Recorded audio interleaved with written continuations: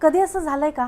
तुम्हालाही कधी झोप पूर्ण झालेली असली तरी सुद्धा सकाळी उठल्यावर शरीर थकल्यासारखं वाटतं. कधी कधी काही लोकांमध्ये जाऊन आल्यावर आपला मूड अचानक ऑफ होऊन जातो. काम करायला बसता पण लक्षच लागत नाही, कंटाळा करावासा वाटतो. आणि सगळं काही व्यवस्थित असूनही उगाचच रिकामं रिकामं असं नैराश्य वाटू लागतं. साहजिकच आहे, आपण या सगळ्या गोष्टींचा अर्थ आपल्याला असणारा कामाचा स्ट्रेस, एन्झायटी किंवा वर्कलोड हा असल्यामुळे आपल्याला असं वाटत असेल असाच अर्थ लावतो. पण प्रत्येक वेळी याचं कारण हे स्ट्रेसच असू शकतं का? कारण काही वेळा आपल्या शरीरापेक्षा आधी आपली ऊर्जा, आपली एनर्जी ही जास्त थकते. आणि यालाच स्पिरिच्युअल लँग्वेजमध्ये ऑरा कमकुवत होणं असं म्हणतात. पण आजकालच्या धावपळीच्या युगात आपण इतके आपल्या कामामागे बिझी झालेलो आहोत की प्रत्येक गोष्टीचा आपण पहिल्यांदा प्रॅक्टिकली रिझन शोधून तसाच अर्थ लावतो आणि या स्पिरिच्युअल संकेतांकडे आपण लक्षच देत नाही. पण ही लक्षणं जर तुम्ही वेळेवर ओळखली नाहीत तर त्याचा परिणाम हा आपल्या शारीरिक, मानसिक, भावनिक आणि अक्षरशः आर्थिक परिस्थितीवरही आपल्या आयुष्यात आपल्याला तो हळूहळू जाणवू लागतो. म्हणून आज मी तुम्हाला अशी 7 लक्षणं सांगणार आहे की जी ॲक्च्युली आपण आपल्या दैनंदिन जीवनामध्ये ती ॲक्च्युली अनुभवतच असतो, पण त्यामागे आपली एनर्जी किंवा आपली ऊर्जा ही कमी होण्याचा संबंध असू शकतो हे आपल्या लक्षातच येत नाही. मित्रांनो, आपला ऑरा कमकुवत होण्याचं पहिलं आणि सर्वात कॉमन लक्षण जे तुम्ही इझिली मार्क करू शकता ते म्हणजे सतत जाणवणारा थकवा. आणि तोही विनाकारण. कारण तो थकवा फक्त शरीराचाच नसतो, तर ॲक्च्युली तुम्ही 8 ते 10 तासांची चांगली झोप काढून सुद्धा उठल्यावरती तुम्हाला उगाचच थकवा किंवा झोप अपुरी झाल्यासारखं वाटायला लागतं. कामाला बसल्यावरती काही मिनिटातच आपली एनर्जी एकदम कमी झाल्यासारखं आपल्याला जाणवू लागतं. अर्थातच यामागची सायंटिफिकली सगळी कारणं ही पडताळणी करून पाहिल्यावरच आपण या निष्कर्षापर्यंत पोहोचू शकतो. नाहीतर बहुतांशी काही लोक या अवस्थेला कामावरचा असलेला जास्त स्ट्रेस किंवा शरीरामध्ये वयानुसार होणारी विटॅमिन्सची कमतरता किंवा तेच कामाचा जास्त वर्कलोड असल्यामुळे हे सगळं होत असेल असा अंदाज पहिल्यांदा लावतात. पण विचार करा, शरीराला पुरेशी विश्रांती मिळूनही तुमच्या मनाला जर ताजंतवानं वाटत नसेल तर ही समस्या फक्त तुमच्या बॉडीमध्येच नाही, शरीरामध्येच नाही, तर ती तुमच्या ऊर्जेमधली सुद्धा असू शकते. कारण हा सततचा ताण, नकारात्मक विचार, सोशल मीडियाचा अतिरेक वापर आणि आपल्या पर्सनल भावनिक विचारांचं असलेलं मनावरचं ओझं, या सगळ्या गोष्टी आपण आपल्या विल पॉवरवर शक्य होईल तितकं पॉझिटिव्ह राहून आपापल्या परीने टेकल करण्याचा प्रयत्न करतच असतो. पण ॲट दी एंड कधीतरी शेवटी आपली सुद्धा मानसिक ऊर्जा ही हळूहळू कमी होऊ लागतेच. या थकव्याचे शारीरिक होणारे परिणाम म्हणजे डोके जड होणे, सतत आळस येणे, शरीरामध्ये जडत्व वाटू लागणे, मनातली इन्स्पिरेशन, प्रेरणा कुठल्याही कामाला घेऊन असलेली ती आपोआप कमी होऊ लागणे आणि कोणतंही काम करण्यामागचा हुरूप जर हळूहळू कमी होऊ लागला तर ते काम सुद्धा पुढे पुढे ढकलणे. दुसरं लक्षण म्हणजे छोट्या छोट्या गोष्टींवरून चिडचिड. पूर्वी काही गोष्टी सोडून देऊन त्या गोष्टींना महत्त्वही न देता आपल्या कामांवर, आपल्या उद्दिष्टांवर फोकस करणारी व्यक्ती अचानक उगाचच मागच्या गोष्टी आठवून सतत चिडचिड करत असेल किंवा क्षुल्लक कारणांवरून ट्रॅफिकच का लागलं, माझ्या मेसेजला उशिरा रिप्लायच का मिळाला, घरातला साधा टीव्हीचा आवाज असो किंवा ऑफिसमधल्या एखाद्या कोणाची तरी छोटीशी चूक, ह्या गोष्टी घेऊन त्याचा राग करून उगाचच चिडचिड करणे, याला सुद्धा आपण आपला ऑरा वीक झाल्याचं लक्षण समजू शकतो. आपला ऑरा मजबूत असताना ॲक्च्युली आपण या सगळ्या गोष्टी फिल्टर करत असतो, म्हणजेच त्या धरून राहत नाही. पण मनाची ऊर्जा कमी झालेली असेल तर ह्यातली प्रत्येक गोष्ट ही आपल्या थेट मनालाच लागते. आणि आजकाल लोक म्हणतात की माझा मूडच खराब असतो हल्ली. पण तो मूड खराब नसतो, तर तुमची भावनिक मनाची ऊर्जा ही तिथे कमी झालेली असते. त्यामुळेच सतत चिडचिड होणे, आपली सहनशक्तीच कमी होणे आणि लोकांमध्ये तुमच्याप्रती यामुळेच गैरसमज वाढायला लागतात, वाद होतात, लोकांपासून दूर जाण्याची इच्छा तुम्हाला होऊ लागते. तिसरं लक्षण म्हणजे काही लोकांमध्ये गेल्यावरच आपली ऊर्जा कमी होणे.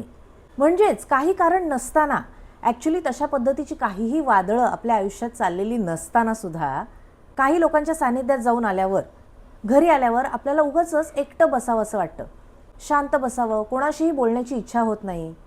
इथे याला इंट्रोवर्ड म्हणता नाही येणार. तर काही वेळा आपण दुसऱ्यांच्या भावना, दुसऱ्यांचा ताण किंवा दुसऱ्यांची नकारात्मकता ही नकळतपणे आत्मसात करत असतो. त्यामुळे तिथे जर आपला ऑरा वीक असेल तर तशीच लक्षणं ही आपल्याला सुद्धा आपल्यामध्ये जाणवू लागतात. दुसऱ्यांचा मूड हा आपण आपल्या स्वतःवरती अप्लाय करतो. तेच आपला ऑरा स्ट्रॉंग असेल तर कदाचित समोरच्याला आपल्यामुळे प्रेरणाही मिळते आणि तिथेच समोरच्याचा ऑरा चांगला असला तर त्याच्याशी संवादानंतर आपल्याला एकदम हलकं वाटायला लागतं. थोडक्यात ऑरा कमकुवत असेल तर आपली ऊर्जा सीमारेषा कमकुवत करते. चौथं लक्षण म्हणजे निर्णय घेण्यात गोंधळ. एखादा साधा निर्णय घेताना सुद्धा खूप विचार करावा लागतो. मी हे करूच का की नको करू, की हे चुकीचं ठरेल, इतकं कन्फ्युजन, अशी सततची चर्चा आपल्या डोक्यामध्ये सतत चालू असते. आजच्या डिजिटल जगामध्ये इन्फॉर्मेशन ही इतकी जास्त असते की ती डोक्यात ठेवता ठेवता आधीच आपलं मन त्याने ओव्हरलोडेड झालेलं असतं आणि त्यात ऊर्जा कमी झालेली असली तर आपल्या अंतर्मनाचा आवाजही आपल्याला ऐकू येणं कमी होऊन जातं. आणि याचा होणारा मानसिक परिणाम म्हणजे ओव्हर थिंकिंगचा त्रास, आपल्यातला कॉन्फिडन्स कमी होणे, आर्थिक लॉस, समोरून येणारी संधीसुद्धा आपण गमावणे, लेट निर्णय घेणे आणि त्यामुळेच कामामध्ये उशीर होणे.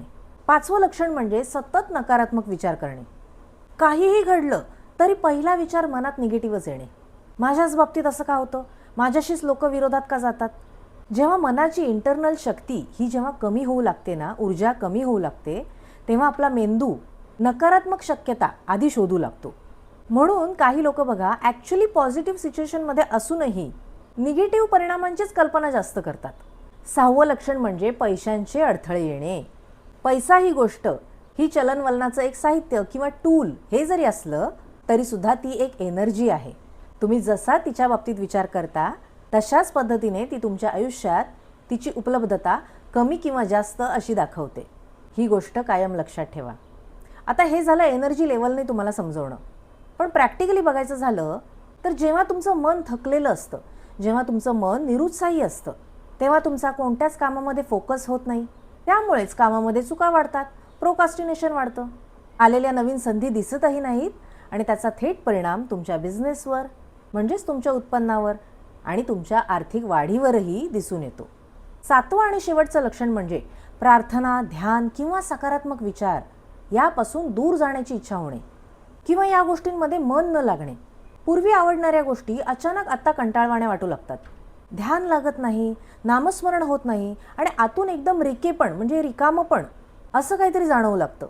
हे लोक ॲक्च्युली मी ना आतून बदललोय असं स्वतःला डिफाईन करतात, पण याचा खरा अर्थ त्यांची आंतरिक शक्ती ही थकलेली असते, मानसिक ऊर्जा ही कमकुवत झालेली असते, मनातली पॉझिटिव्हिटी कमी इथे झालेली आहे असाही इथे अर्थ किंवा संकेत आपण धरू शकतो. आणि आता आपल्याला हे सगळे संकेत किंवा ही सगळी लक्षणं ही लक्षात का येत नाहीत, तर आपण या प्रत्येक लक्षणाला एक वेगळं नाव किंवा एक वेगळं कारण दिलेलं आहे.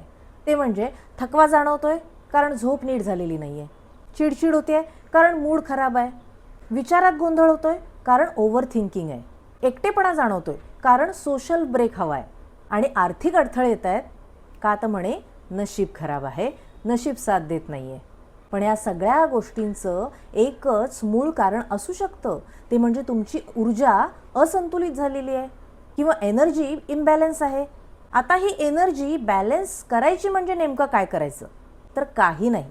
सगळ्यात पहिलं म्हणजे सकाळी उठल्यावर 5 मिनिटं शांत बसा, कोणाशीही बोलू नका आणि मोबाईल नोटिफिकेशन्स तर बघूच नका.